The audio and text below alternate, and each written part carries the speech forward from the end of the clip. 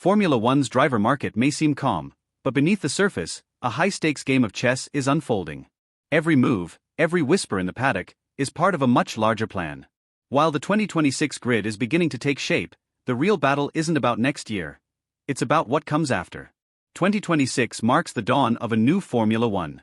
Radical technical regulations are coming, and with them, a wave of uncertainty unlike anything the sport has seen in decades. The teams that master this transition will rise. Those that miscalculate could fall into oblivion. For the drivers, that uncertainty means opportunity. Contracts are expiring, ambitions are peaking, and the possibility of a massive reshuffle is very real. Behind closed doors, agents, team principals, and star drivers are already plotting their next moves, each decision a carefully calculated risk in the pursuit of survival and glory. And nowhere is this tension more dramatic than inside Red Bull. What once looked like a simple linear succession plan has now turned into a political and sporting power struggle. The original idea was clear: promote the highly rated Isaac Hadjar from the junior team, Racing Bulls, into the senior Red Bull racing seat alongside Max Verstappen for 2026. That move would have effectively ended Yuki Tsunoda's chances of ever stepping up to the top team. But Tsunoda has other ideas. In Mexico, he delivered a performance that Red Bull simply couldn't ignore, just 0.2 slower than Verstappen in qualifying, and relentless in race pace. It wasn't just speed, it was defiance. A statement drive that forced Red Bull's hierarchy to pause, rethink, and question what had seemed inevitable. The decision, once expected immediately after Mexico, has now been pushed to the end of the season. Even Laurent Mekies, Red Bull Racing Bulls team principal, admitted as much. Making steps forward is one of the reasons why we want to take a bit more time.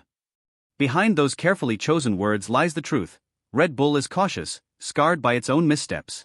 The Liam Lawson situation still looms large. Promoted to the senior team at the start of 2025, only to be demoted back to Racing Bulls after just 2 races in a direct swap with Tsunoda.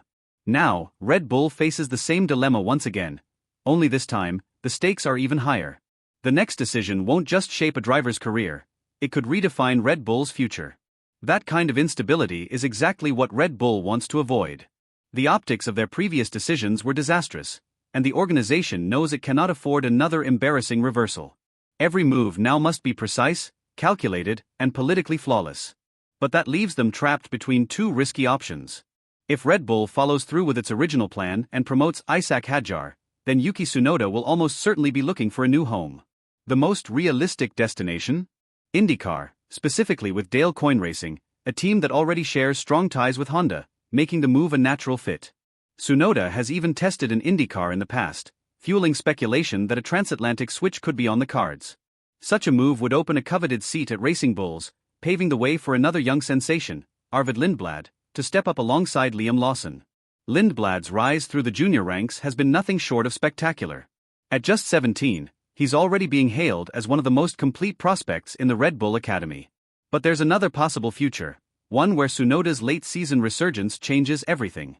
If he continues to deliver the kind of form he showed in Mexico, he could force Red Bull's hand and secure his future within the organization. In that scenario, both Hadjar and Lawson could find themselves suddenly adrift, their paths to F1 success clouded by politics and timing. Every single lap Tsunoda drives for the rest of this season is now an audition, a direct fight for survival in Red Bull's ruthless ecosystem. The pressure is immense, but he's responding in the only way he knows, through pure performance. While Red Bull debates its next move, other teams are quietly solidifying their futures. At Alpine, the expectation is that Franco Colapinto will retain his seat for 2026 alongside Pierre Gasly. After replacing the struggling Jack Doohan midway through the season, Colapinto's steady improvement since Austin has impressed Flavio Briatore, whose influence inside the team continues to grow. It wasn't an easy decision. Colapinto's debut season has been turbulent, flashes of brilliance mixed with moments of inexperience. But his fearless driving, combined with his adaptability, convinced Alpine's management that he deserves a second chance. The move provides much-needed stability as the team prepares for the seismic 2026 regulation overhaul. Yet all of this, the Red Bull drama, the Alpine renewal, is just the prologue.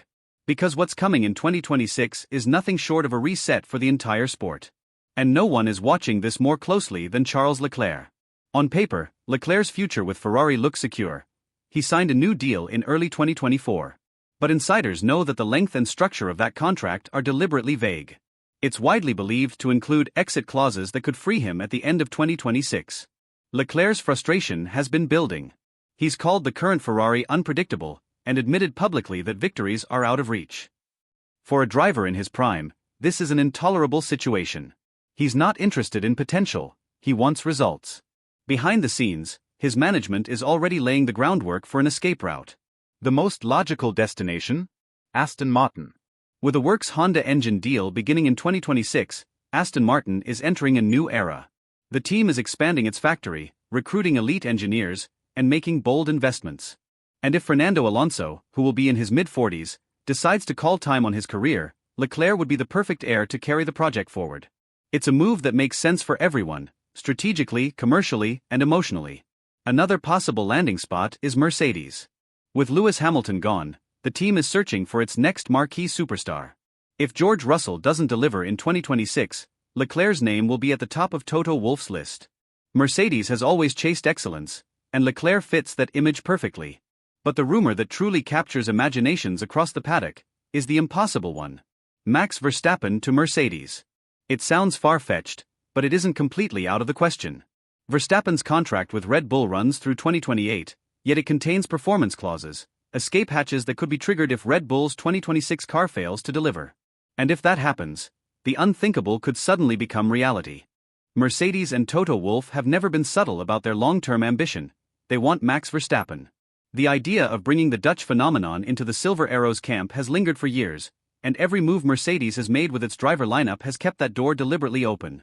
By locking in George Russell and rookie Kimi Antonelli only until the end of 2026, Mercedes has created a calculated gap, a potential slot perfectly timed for a blockbuster signing in 2027.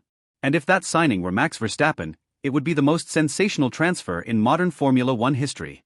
The image alone, Verstappen in silver, racing against his former team, would redefine the balance of power in the sport. And it's not as impossible as it sounds. But this looming possibility casts a long shadow over George Russell. He's admitted that his future beyond 2026 depends entirely on what he delivers next season. "My seat for 2027 is in my hands," he said, a phrase that reveals just how aware he is of the stakes. Russell now finds himself in the most pivotal moment of his career. He must prove he can lead Mercedes into the new era, consistently fight for victories, and show that he is capable of being the team's long-term cornerstone. Because if he falters, there are giants waiting in the wings: Verstappen, Leclerc, and perhaps others. The pressure on Russell in 2026 will be immense. He's fast, intelligent, and determined, but this time the challenge isn't just on track, it's existential. He's fighting for his place in Mercedes history. And yet, the true linchpin in this entire driver market drama might not be Russell or Verstappen, but Fernando Alonso. At 45, Alonso stands at the crossroads of a legendary career. He's still competitive, still fiery, but even the greatest must one day decide when it's time to step away. His choice, to continue or retire after 2026, could trigger a domino effect that reshapes the entire grid.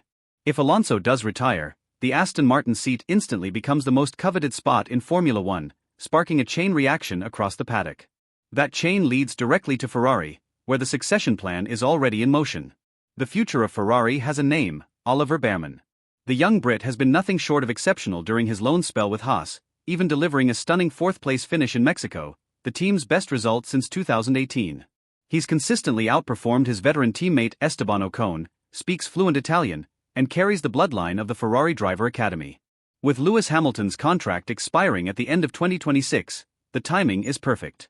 Bearman is the natural heir to that seat, and everyone inside Maranello knows it.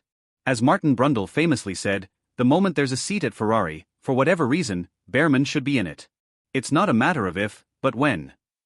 Ferrari has seen too many future stars slip away in the past. They won't make that mistake again. What we're witnessing right now is a complex web of interconnected possibilities. The decisions that Red Bull makes for 2026 will set the first dominoes in motion, but the true outcomes will depend on which teams master the new 2026 regulations, and which falter. A new era of Formula One is coming, one that could reshape not just the performance order, but the entire hierarchy of drivers. The game has already begun. The pieces are moving. So the real question is, backhand index pointing right, which move are you most excited to see?